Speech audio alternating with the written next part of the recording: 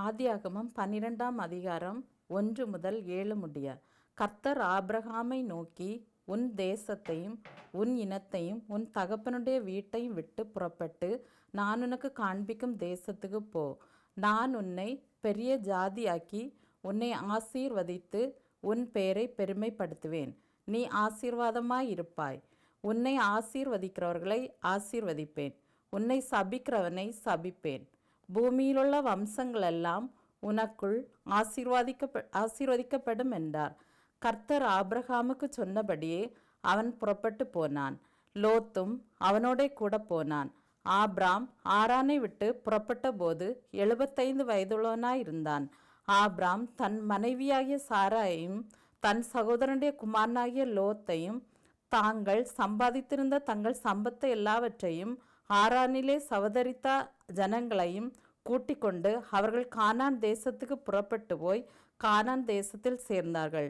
ஆபிராம் அந்த தேசத்தில் சுற்றி திரிந்து சீகேம் என்னும் இடத்துக்கு சமீபமான மோரே என்னும் சமபூமி மட்டும் வந்தான். அக்காலத்திலே கானானியர் அந்த தேசத்தில் இருந்தார்கள். கர்த்தர் ஆபிரகாமுக்கு தரிசனமாகி, உன் சந்ததிக்கு இந்த தேசத்தை கொடுப்பேன் என்றார். அப்பொழுது அவன் தனக்கு தரிசனமான கர்த்தருக்கு அங்கே ஒரு பலிபீடத்தை கட்டினான். ஆமேன்.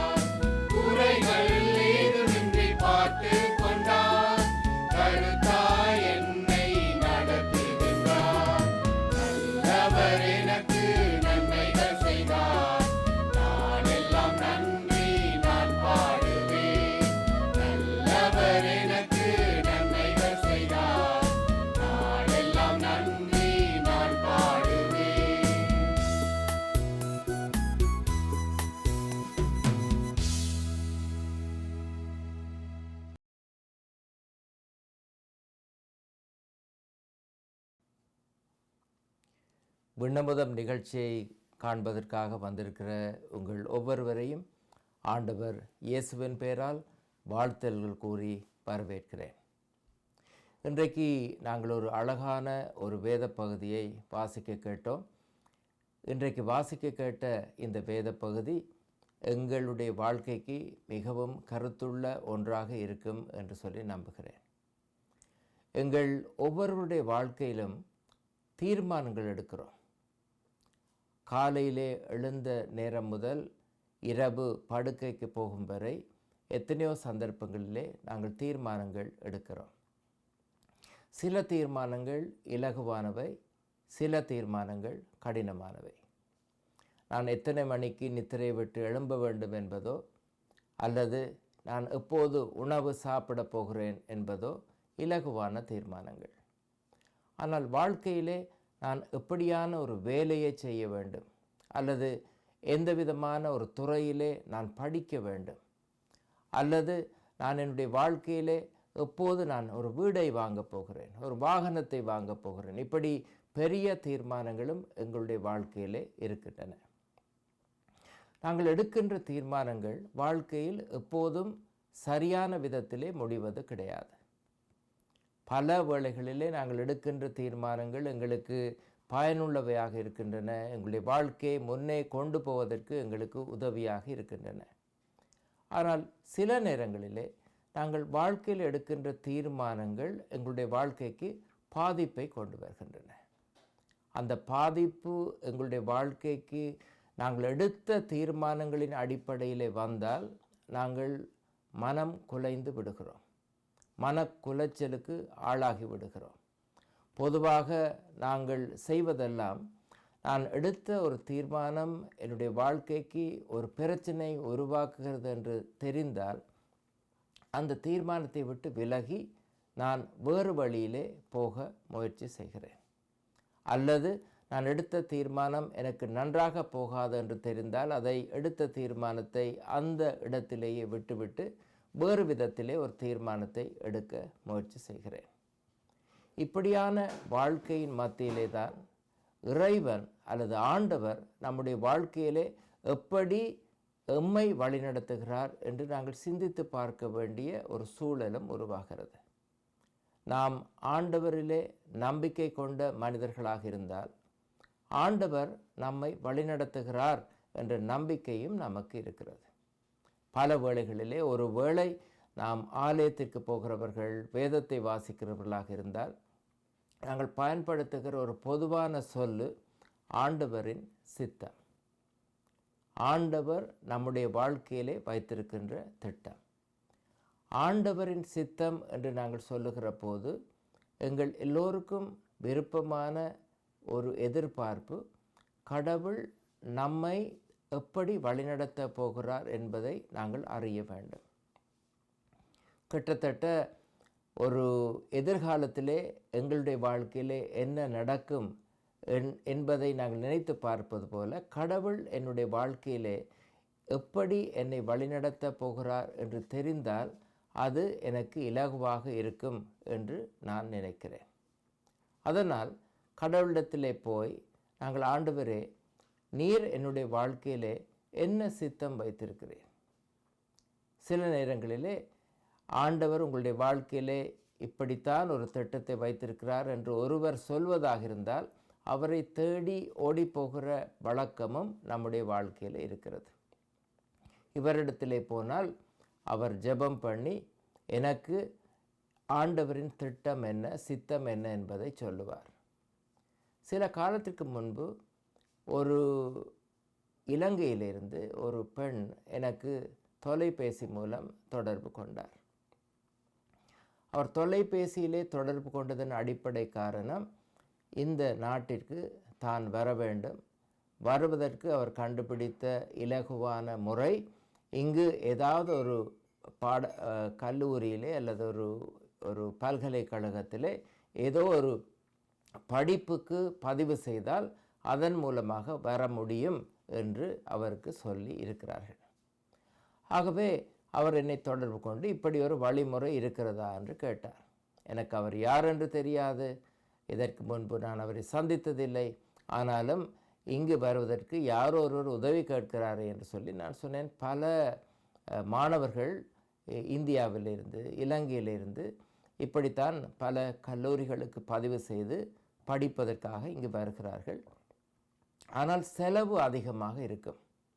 ஆனால் நீங்கள் பதிவு செய்து இந்த நாட்டிற்கு வந்து 2 வருடங்கள் நீங்கள் கல்வி கற்றால் ஒருவேளை இங்கு வேலை செய்யக்கூடிய வாய்ப்பு இருக்கிறது என்று சொல்லி சொன்னேன்.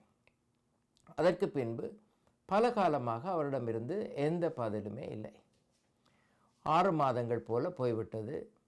இவ்வளவு ஆர்வத்தோடு கேட்ட ஒருவர் எந்த பதிலும் சொல்லாமல் இருக்கிறாரே என்று சொல்லி ஒரு நாள் நான் அவருக்கு தொலைபேசியிலே தொடர்பு கொண்டேன். நீங்கள் 6 மாதத்திற்கு முன்பு தொடர்பு கொண்டு நான் இங்கே படிக்க வர வேண்டும் என்று சொல்லி சொன்னீர்களே, 6 மாதமாகிவிட்டது, என்ன நடக்கிறது என்று அவரிடத்திலே கேட்டேன்.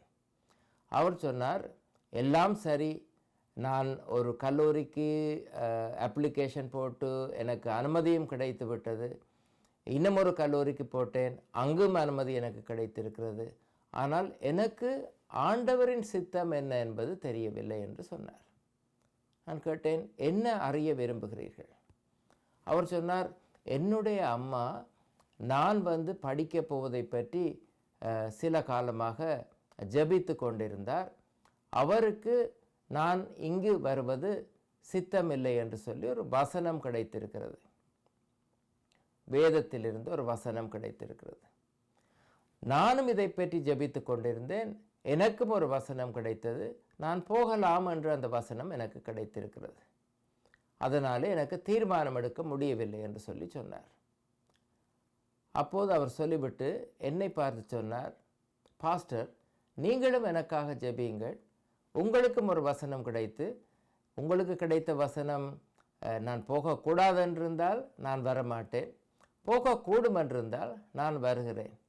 அப்போது நான் அவரை பார்த்து கேட்டேன், எப்படி நான் உங்களை அறிய மாட்டேன், உங்களை எனக்கு யார் என்று தெரியாது, நான் சொல்வதை வைத்து எப்படி நீங்கள் தீர்மானத்தை எடுப்பீர்கள் என்று சொன்ன நேரம் அவர் சொன்னார், அம்மாவுக்கு வேண்டாம் என்று வந்திருக்கிறது, எனக்கு போக சொல்லி வந்திருக்கிறது.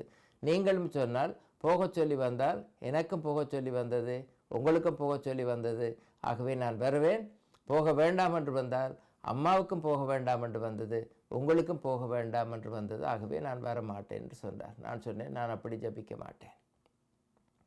ஆண்டவர் வந்து ஒரு குறி சொல்லுகிறவரை போல அல்லது ஒரு ஒரு லொத்தார் சீட்டு எடுப்பது போல ஆண்டவரை நாங்கள் பயன்படுத்த முடியாது.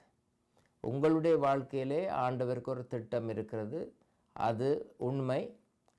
எங்கள் எல்லோருடைய வாழ்க்கையிலும் ஆண்டவர் ஒரு திட்டம் வைத்திருக்கிறார், அதுவும் உண்மை. நீங்கள் எல்லா காரியங்களையும் ஒழுங்கு செய்து எல்லாம் சரியாக வந்தால் ஆண்டவர் உங்களை இப்படி வழிநடத்துகிறார் என்று நம்பிக்கையோடு புறப்பட்டு வாருங்கள்.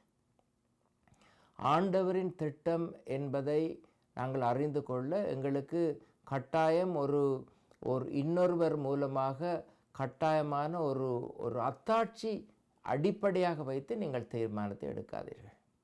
ஆண்டவர் உங்களுடைய வாழ்க்கையில் ஒரு திட்டம் வைத்திருந்தால் அவருடைய வழிநடத்தலுக்கு உங்களுடைய வாழ்க்கையை ஒப்பு கொடுங்கள் என்று சொன்னேன்.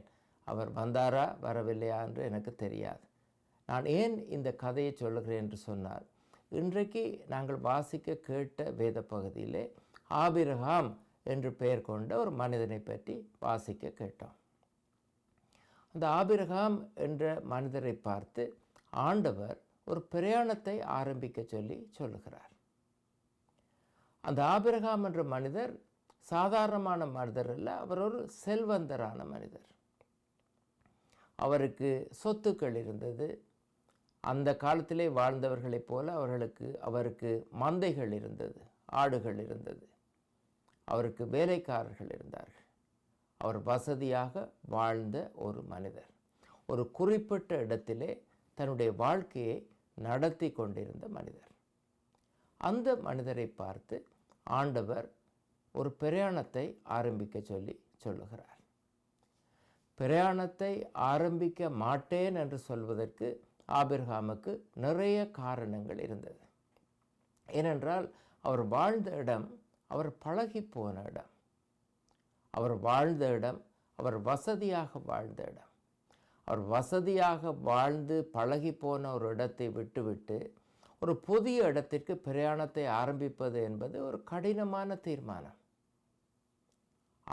ஆபிரகாம் என்ற மனிதரை இன்றைக்கும் நாம் தனிப்பட்ட ரீதியிலும் திருச்சபையாகவும் விசுவாசத்தின் தந்தை என்று சொல்லுவதற்கு காரணம், அவர் ஆண்டவர் என்னை வழிநடத்துகிறார் என்ற நம்பிக்கையின் அடிப்படையிலே தான் இருக்கின்ற பழகிப்போன வாழ்ந்த இடத்தை விட்டு ஆண்டவர் புறப்பட சொன்ன இடத்தை நோக்கி புறப்பட்டு போகிறார்.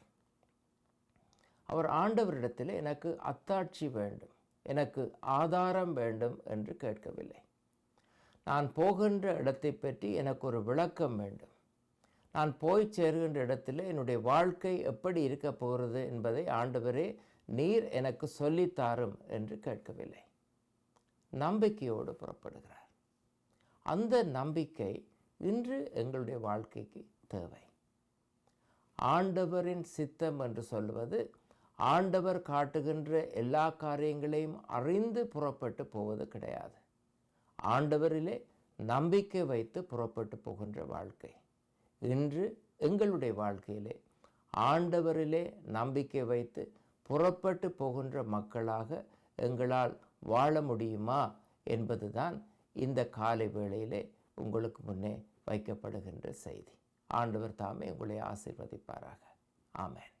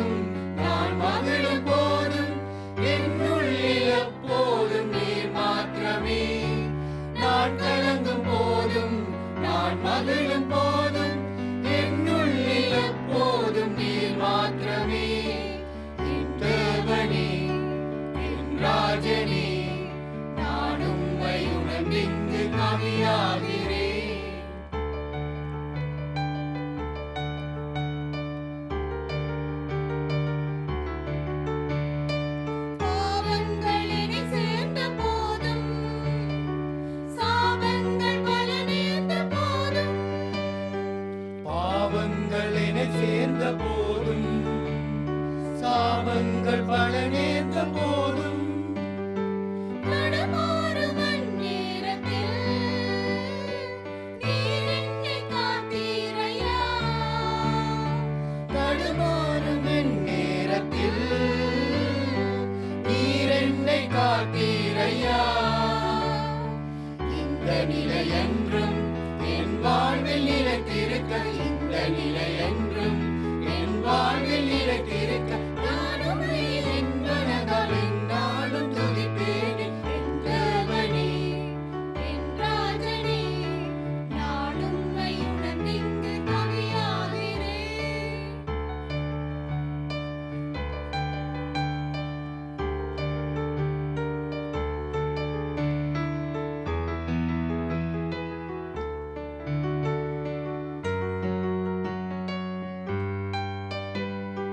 கல்வாரி பாடுதனை எனக்காக நீரேற்றினே. கல்வாரி பாடுதனை எனக்காக நீரேற்றினே. உயிர்த்தெழுந்தேன் நேசரே, என்றென்றும் காத்திடவே. உயிர்த்தெழுந்தேன் நேசரே, என்றென்றும் காத்திடவே. என்று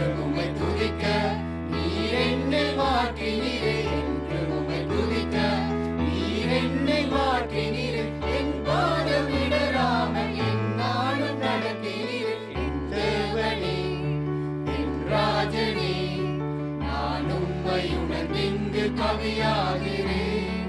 நான் கலங்கும் போதும் நான் மகிழும் போதும் என்னுள்ளில் எப்போதும் நீர் மாத்திரமே. நான் கலங்கும் போதும்